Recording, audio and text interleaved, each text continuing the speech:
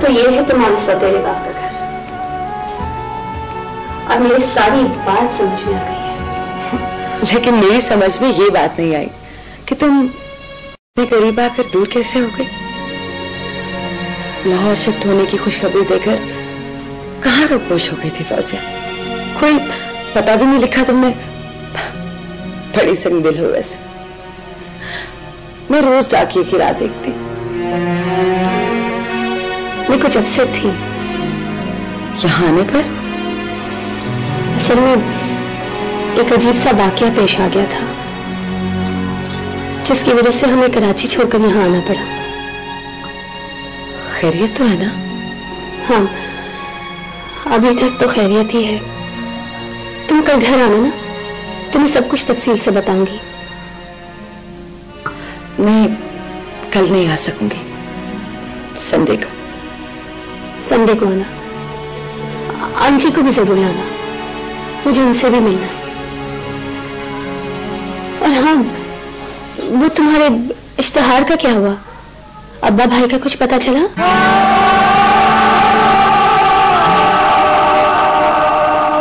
अभी तक कुछ पता नहीं चला। अरे आप लोग सब इधर बैठे, आ जाए, खाना शुरू हो गया।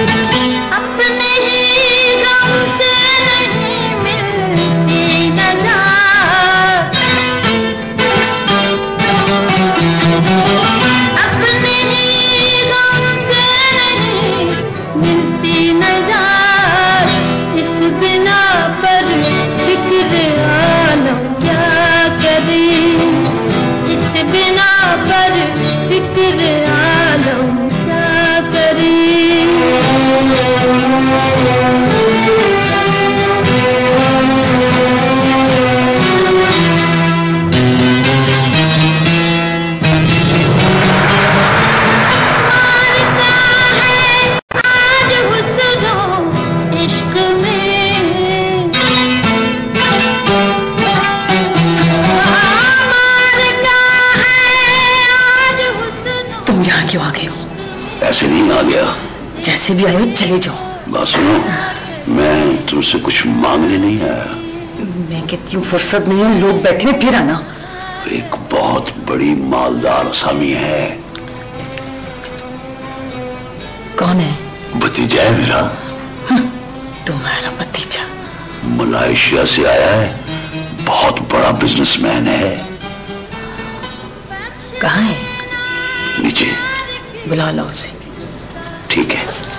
बासु, उसे मैं तुमसे कुछ मांगने नहीं आया। मैं कहती हूँ फुर्सत नहीं है, लोग बैठे हैं, फिर आना। एक बहुत बड़ी मालदार असामी है। कौन है? भतीजा है मेरा। तुम्हारा भतीजा? मलेशिया से आया है, बहुत बड़ा बिजनेसमैन है। कहाँ है? नीचे। बुला लो उसे। ठीक है।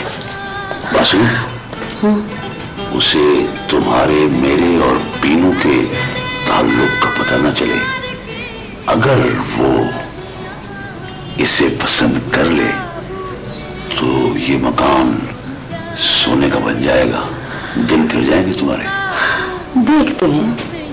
तुम बुलाओ उसे। मैं आता हूं।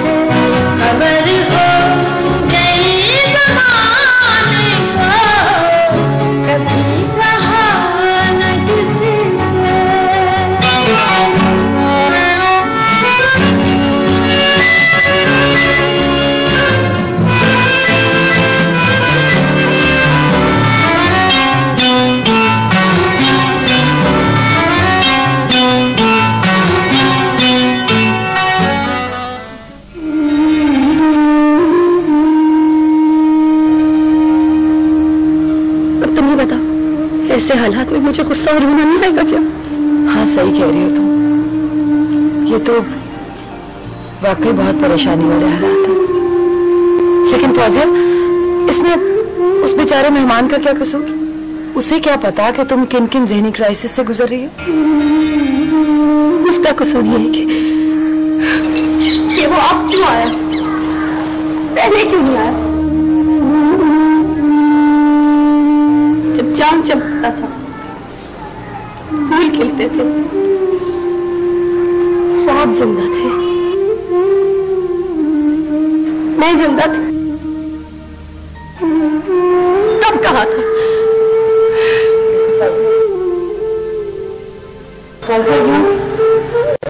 यूं हिम्मत नहीं छोड़ते। अल्लाह बहुत कारसाज है, बहुत बेनियाज है। क्या पता अल्लाह ताला ने उसे तुम्हारी मदद के लिए भेजा हो। मुझे तो हर तरफ अंधेरा ही अंधेरा नजर आता है। हर अंधेरे के बाद उजाला जरूर होता है, और यही इस कुदरत का कानून है फौजिया। एक नाबीना शख्स के लिए अंधेरा और उजाला एक ही बराबर होता है। और मुझसे मेरा ख्वाब देखने वाली आंखें छिन गई हैं। मेरी दोस्त मुझे कुछ दिखाई सुझाई नहीं देता। फौजिया, फौजिया मेरे ख्याल में तुम्हें अपने पेरेंट्स की बात मान लेनी चाहिए और उस अजनबी मेहमान से नरमी से पेश आना चाहिए। क्या पता वो अजनबी मेहमान तुम्हें अंधेरों की दुनिया से निकालकर उजालों की दुनिया में ले जाए।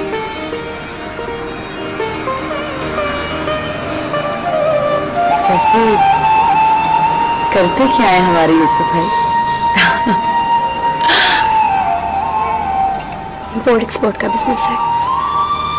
मलेशिया में पापा जी है। वालिदैन का इंतकाल हो गया, बिल्कुल अकेले। अब देखो ना, उस लड़के को मलेशिया में नहीं बल्कि पाकिस्तान में एक लड़की पसंद आई। और एक बात कहूं, इस लिहाज से वो लड़का मुझे इंतहाई सुलझा हुआ और समझदार लगता है। बोलता है आप बहुत हसीन हैं। अच्छा, बिल्कुल सच कहता है, झूठ नहीं कहता। काश मेरा भाई मिल जाता तो मैं तुम्हें अपनी भाभी बना लेती। फौजिया बेटा आ जाओ, तुम्हारी आंटी रेशम चाय पे इंतजार कर रही हैं।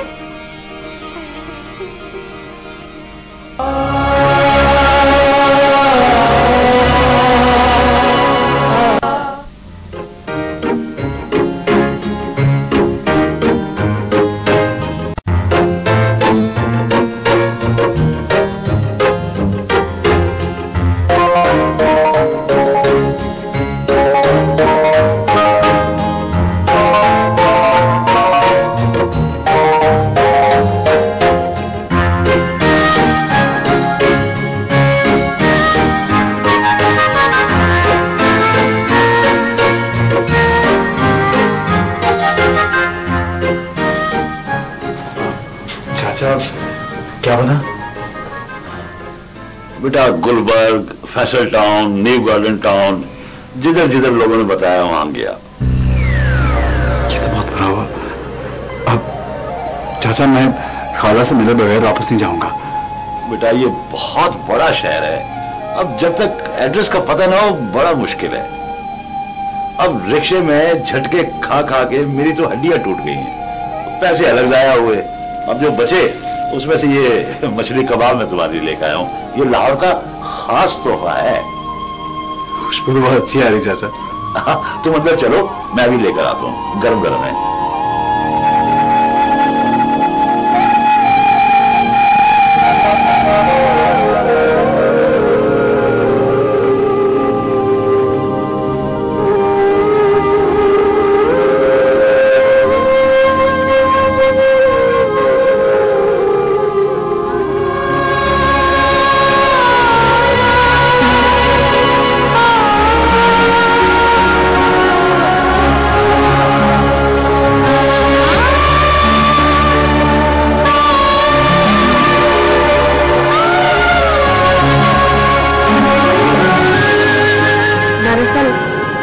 डर लगता है कि अगर तुम्हारा वहां पे दिल लग गया तो तुम वापस नहीं आओगे। मैं वहां हमेशा के लिए थोड़ी जा रहा हूं। मेरा यहाँ घर है, बिजनेस है और सबसे बढ़ के तुम हो। मैंने सोचा कि तुम सदमे से बाहर निकल आए तो वहां जाऊंगा, माहौल चेंज होगा तो शायद सदमे से बाहर आ जाऊं। I hope so. एडी, वापस आके हम एक नई जिंदगी का आगाज करेंगे। अगर तुम मिसेस एडी चौधरी ना बनगी तो। ये पाकिस्तान नहीं है, यहाँ लड़की की शादी उसकी मर्जी के खिलाफ हो जाए। आई होप तुम इस क्राइसिस से जल्दी निकल आओ।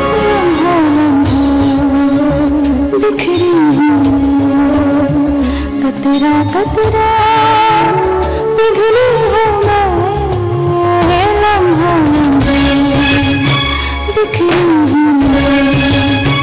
कतरा कतरा पिघली हूँ मैं, रिश्ता की टूटी कड़ियाँ, खुशियों की ढूंढो घड़ियाँ, ऐसे उजड़ा है मेरा आशियाँ।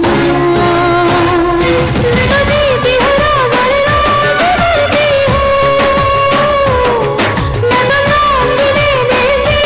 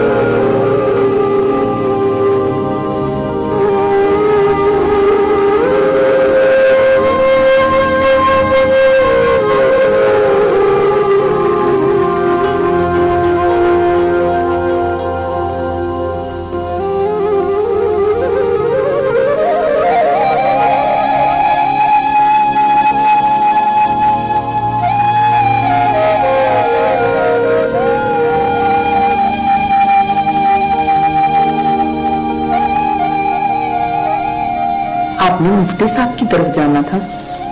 वहीं से आ रहा हूं, वकील साहब से मिला था। क्या बोलते? कोई रास्ता नहीं, तलाक जरूरी है।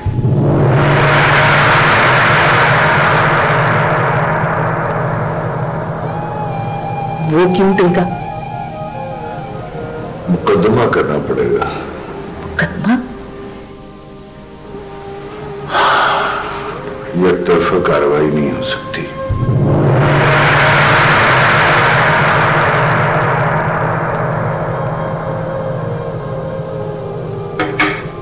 उन बदमाशों को हमारे ठिकाने का पता चल गया तो क्या होगा? पता तो ये दिन चलना ही है, वहां के दफ्तर के रिकॉर्ड में मौजूद है। अपनी बहुत परेशान कुन खबर सुनाई। फिलहाल फौजिया से ये बात न करना।